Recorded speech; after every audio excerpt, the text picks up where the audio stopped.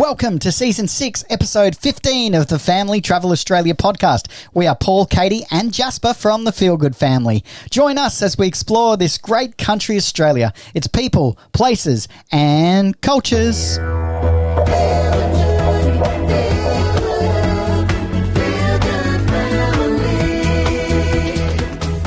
Yes, welcome to the Family Travel Podcast, where we share the latest in RV industry news, road trip, travel, caravanning and camping, product reviews, where to go, what to do, and so much more. Thanks for joining us for another week. Yes, this week we go west. Woohoo! Life is peaceful there. We are leaving the ocean behind as we commence our Outback Queensland adventure, and we meet a travelling horseman along the way before camping a few nights in Chinchilla, the melon capital of Australia. Who knew?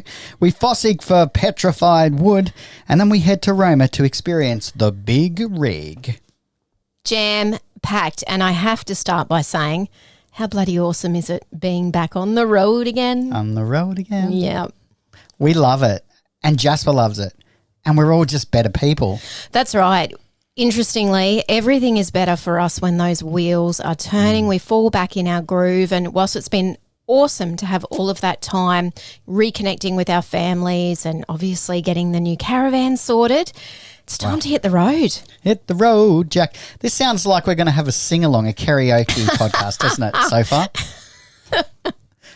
We're taking requests. We're What not. is your favourite road trip tune? Speaking of which, okay, for 3 years, we have just celebrated 3 years on the road full-time. Amazing. Amazing. We have been producing a weekly episode on YouTube, and every week I spend a good couple of hours trawling through. I think there's maybe 50,000 tracks now that are available through the commercial license that we have for music to allow us to bed or underscore those beautiful pictures with some beautiful music. And so through that time, there's obviously been some incredibly amazing, really emotive songs and some just catchy tunes. And so we've been putting them all into a Spotify playlist, Yeah. which is super cool because it's free. And we're making that accessible for you out there. So Yeah, it's so good. I mean, you guys have been asking us too, like, how do we listen to all of these tracks? Paul puts the names of them in our episodes, but we've made it easy. Finally, we've done it. So that is available. So if you jump on over to Spotify, I should also put the details up on our social accounts as well and our website. But it is the Feel Good Road Trip playlist. how good is that? Who doesn't want to have a feel-good road trip, right? Yeah. And we should actually take requests. We might post a question out on our social media accounts, but what are your favourite road trip songs? Because that may help you when you're searching through those 50,000 tunes each week. Amazing. Look, there is probably another 100 or so for us to add Yeah. in there, but I think already there must be close to that amount. So there's Yes. plenty of hours to while away those kilometres. Yeah, exactly. How awesome. All right, let's get into it. Now, we did say that we were leaving the ocean behind as we are heading to the Outback, and we're actually waving goodbye to my folks. We're in Maryborough and we're heading to Chinchilla, as happens on travel days, particularly if there are relatives or, you know, people, Grannies and granddads. people that you know and love, to wave you off. It's never on time. I mean, Look, I'm just going to jump in here and say anybody who knows the Guerin family will know we take so long to say goodbyes. I mean, and rightly so. There's 30 plus of us when we're all together. no, you say it. It takes hours to say goodbye. I've just started at our get-together events now, like at least an hour before we're actually going to leave, just starting to do the rounds. Okay, I'm just starting to say my goodbyes now so that we actually get out of here on time. It's so true. Anyways, we did have a beautiful time with them, and in particular for Jasper and them being grandparents. I know I've said this before on our show, but my mum always refers to this quote off a fridge magnet that says, if I knew how good being a grandparent was going to be, I would have done that first. Yeah, love it. Yeah. And it is precious time, and Jasper just absolutely loves granny and granddad time, so it's always hard to say goodbye. But we did have to say goodbye, so we decided that we were going to maybe stop along the way before we get to Chinchilla. And what ended up happening was it was unforecast rain, and we stopped in a tiny little spot called Wuluga. Wuluga? This little town is so sweet. I mean, we literally drove through, I guess, the main road that goes through town. But there was a fantastic general store come restaurant, cafe, but done so well. Something that you would find, you know, in the mountains. That's what it made me think of. It's kind of like, that's right, that northern New South Wales, a little bit kind of Hipster. yuppie hipster. Yeah. Yeah, very cool. Yeah, really awesome. And something else really unique that we found parked up on the side of the road was a little gypsy wagon with a lovely little pony and a very, very friendly gentleman by the name of Al, who we stopped. He's actually the reason why we did stop. That's right. And we got out and talked to him. And I tell you what, this is my favourite part of travelling. I mean, all around Australia, the destinations are amazing. The experiences are amazing. But the people are what, it just adds that richness. Aren't Australian characters just incredible people? You know, this guy's got lifelines, you know, deeper than the Grand Canyon, and incredible stories as epic as the canyon.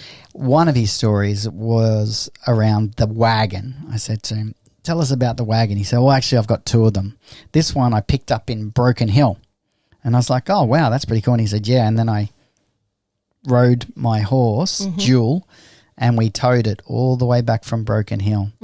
He said he upset a few people because of his Going at his pace. Yes, and I said, wow, mate, I remember towing a caravan out to Broken Hill and how long that took. So doing it with a horse and a wagon is remarkable. What a story. He had so many stories. You know, you could have really just, listened to chapter after chapter with Al. Yes, so good. He'd be a good one to share the odd campfire with. So we had a good chat with him. We actually bought one of his beautiful handmade leather armbands for Jasper, which will be something that he can treasure for many, many, many years to come. And then we grabbed a quick bite to eat, jumped back in the truck. We were headed to Chinchilla. Now, I actually thought, given how late in the day it was getting, we did stop in Maryborough for groceries before we even hit the road, that we'd find somewhere, a free camp, somewhere between Wuluga and Chinchilla.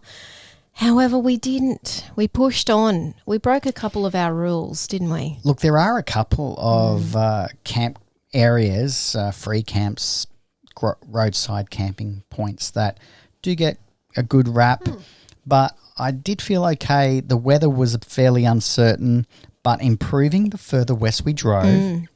And so we did push on.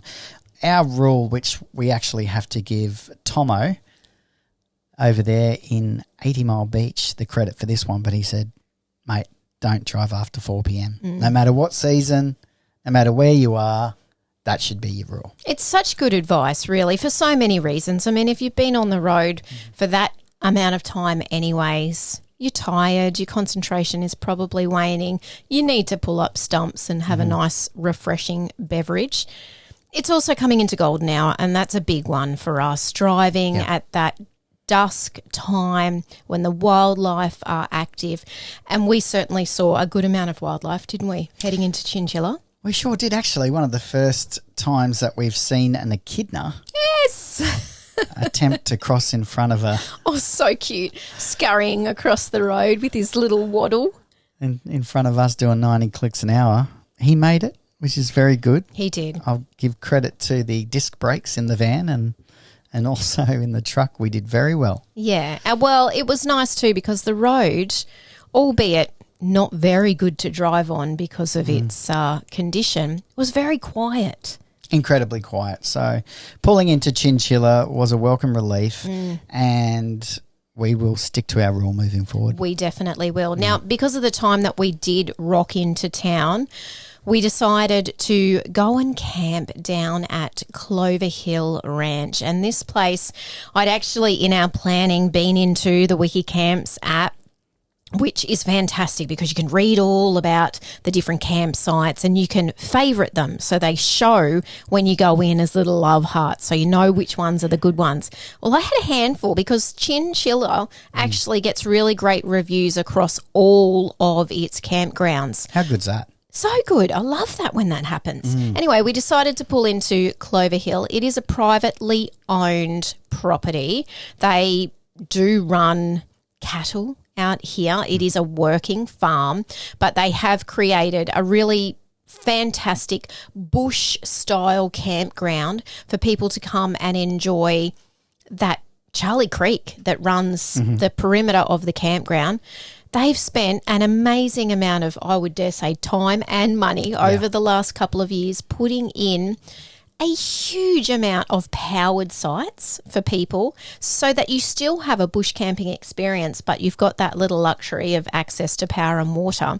There is, of course, loads of unpowered camping area as well. I think all up, is it 32 acres? It's a fairly decent sized property, really. It is. For being right in town. Yeah, they literally are. I think they're like a kilometre out of the main street of town.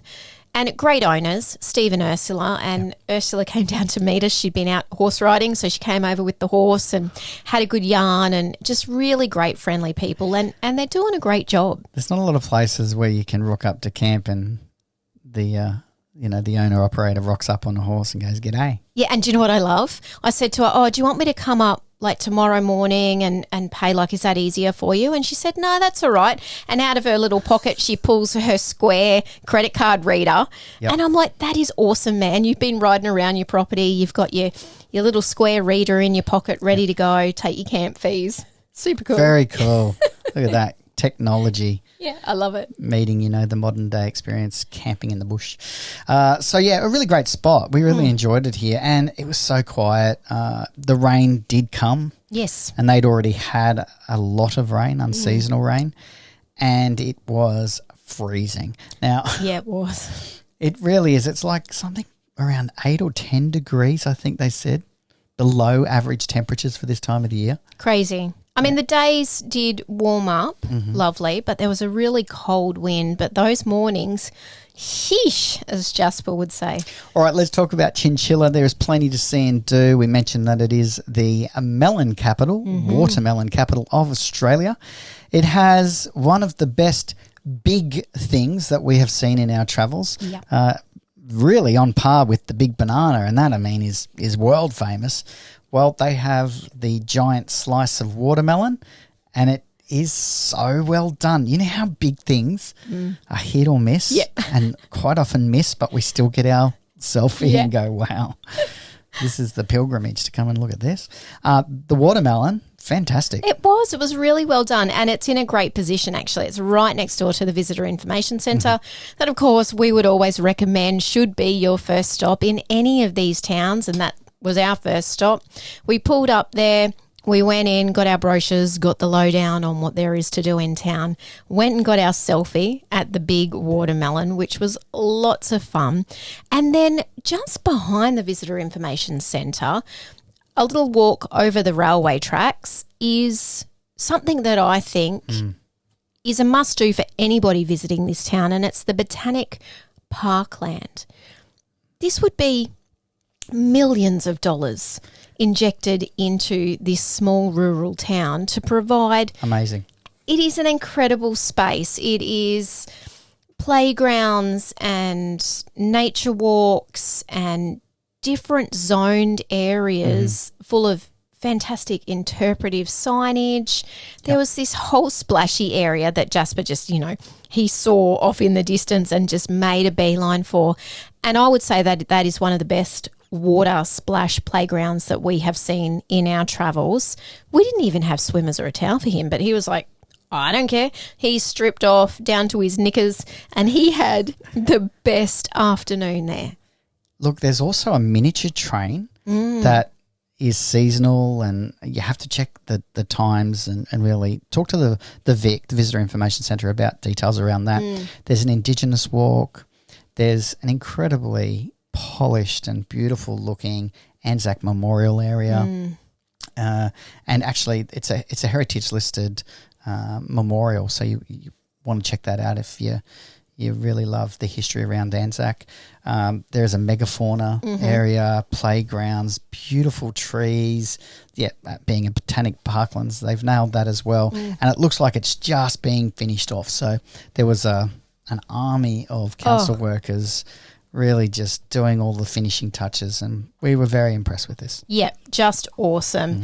Now, something else we did do at the Vic was pick ourselves up a fossicking license, because Chinchilla is also very famous for its petrified wood. Totally scared out of their minds.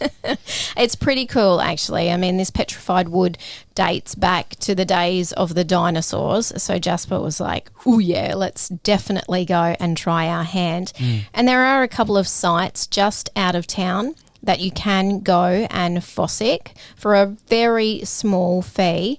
I think the fee is $5 because they're on private property, and that goes to the landholder. Yep. But the fossicking license is like, I think for 1 month, a family license was maybe $12.92. Yes, interesting. That little 2 cents. I think in it's there. something to do with no GST attached to it. I'm not sure. If you know the answer, please let us know. Yeah, let us know. Anyway, really reasonable for a great fun experience. So we rugged up because it was damn cold. We had beanies and scarves. Jasper and I think, even had our gloves on, and we went and we fossicked. But what was really awesome about that experience is that we got to meet the landowner. He actually spied our 79, and he came down to have a yarn to us because he's got one on order and he's patiently waiting for it. So he came down and asked Paul, all the boy questions when you're drooling over a vehicle. Do you know what was cool though? And this is, again, this, Australian character, authentic people, genuine from their heart, care. He took off in his 4-wheel drive, and then about 30 minutes later, we can hear this, this, which is my version of a little motorbike, comes zipping across a paddock further down, and here he is, and he's coming over to make sure that we had some success with the fossicking and to tell us where the good spots were so that Jasper didn't miss out. And really great. And he even had 3 pieces that he wanted to pass on to say, these are good pieces. And, of course, you've got to get them through the tumbler before you can really see, you're the first person to see what they're going to reveal, and so it was really cool. It is super cool, and we did have success. We did find some pieces, and I love the fossicking thing because of that, because you are literally finding something that nobody else has ever seen. And we've done some good fossicking around the country, haven't we? We have. We've tried our hand at everything, and that was interesting because I said to Jasper, what's your hope? And he said, well, my goal is to find gold. But if I can't find that, I'll find some petrified wood. We were like, mate, we love the way you think. Yep. And you go for it. Yeah, totally, 100%. It's a good mantra for life, man. I asked him about it today, actually, about the fossicking, because we've actually been out fossicking again, which is coming up in another couple of weeks. But he said, the reason why I want to find gold, Dad, is so that I can, swap it for some money. So he's got it figured out. Yeah, I love that. Life lessons early. And isn't that an awesome benefit for kids who are on the road? Now, I didn't mention, but 312 kilometres was the journey basically from Maryborough out to Chinchilla. We're now saying goodbye to Chili Chinchilla, as we called it, Chinchilla. Chinchilla, yeah. Yeah, and heading almost 200 clicks further west to Roma. Yeah, and again, this is a great outback town, and it's got loads of history and a really fantastic attraction that we missed last time we drove through Roma. And so we decided to overnight to make sure that we could get over to the big rig and take in their nighttime experience, which, again, I have to say, this should be something that anybody who is going through Roma should stop and do. Absolutely. And I think this was excellent value for adults. I'll say that because I think it was $20 a head. And at first you sort of look at these ticketed, rural town events and you think, is it going to just be sort of, a bit cheap and nasty kind of, But every time we jump into these because, well, one, you're supporting the community, but two, more often than not, they're really good. And this was actually excellent. And we have to give, I think it was Fiona, a shout out here, who was the presenter, not born and bred, but stopped in as she was travelling around Australia 20 years ago and they haven't left. Yeah. And she was responsible for getting a massive funding grant to build a tower to look over the big rig. I mean, millions of dollars. Yeah. Amazing. And this was like, years and years of her writing this grant and following it up, and she succeeded. So to have her as our host for this event, for this experience, was fantastic. And for $20, we had a 20-minute walk and talk about the history of Roma, how they were looking for water, and they found oil and they found gas. The oil wasn't commercially viable in the quantity, but the gas certainly was. In fact, it's still supplying southeast Queensland. Incredible. Yeah. And then there was about a 25-minute, I guess, sensory show where there was lights and, gases and fire and brimstone. No, I mean, it was really cool, wasn't it? It was really great. It was a projected night show that had lots of other entertaining elements to it. And as a really nice touch, all of the adults got a little glass full of Roma port to sit back and warm your cockles on a cold Roma night and take in the night show. And look, the kids got looked after, of course, as well. Jasper was there with us. There was another family with a couple of kids and they all got a popper and a lollipop, God forbid, and some colouring in activities. It definitely, in our minds, is a great adult experience. Yeah, that's right. Kids were $15. Oh, I think that's too expensive for this experience for kids, to be honest. But for adults, for $20, did we mention you get to keep your little port glass, which is stamped with the big rig Roma? It's a really cool souvenir that they probably sell for $10 or $12 in the shop anyway. So I think the adults' price was fantastic. And, it's probably good that they don't give the kids a port as well. But well, yeah, that's true, unless, of course, you want them to sleep well that night. Now, I have to say, we stayed right across the road from where the big rig is located, and we chose this location. It's called the Big Rig Tourist Park, specifically for that reason. We knew we were coming into Roma. We were going to get in later in the afternoon. We'd go to the show and then we were going to hit the road the following day. So we did choose that Big Rig Tourist Park. It was great. We didn't see too much of the tourist park, of course, but we pulled in, got into our site, had a quick dinner and then walked across the road. So that was fantastic from that location perspective. it was really great because we literally, as soon as we rolled in, we fired up the barbecue, the Weber, and smashed out an awesome meal and then literally walked over with 5 minutes to spare. Yeah. It was perfect. It was, and it wasn't a late night either getting home. No, it is really worth doing. Something that I think is funny is that the tourist park have drive-through sites, but you have to unhitch. Yeah, that is interesting. I've never heard of that. I'm not making this up.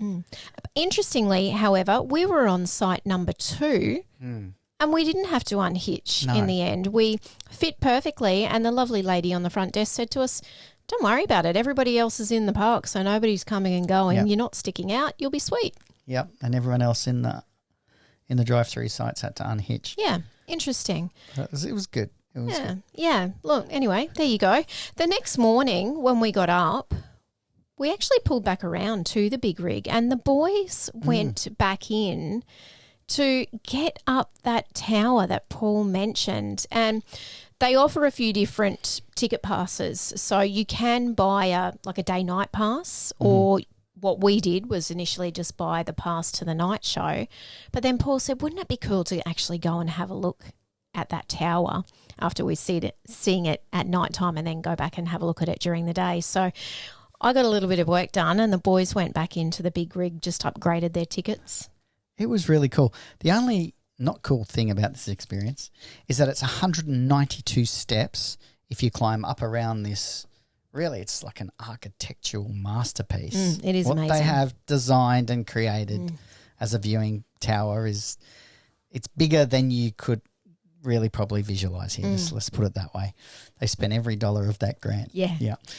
There is a lift. Jasper decides, no, I don't want to do the lift. And so I'm like, no worries, we'll walk up and we'll get the lift down. We get to the top.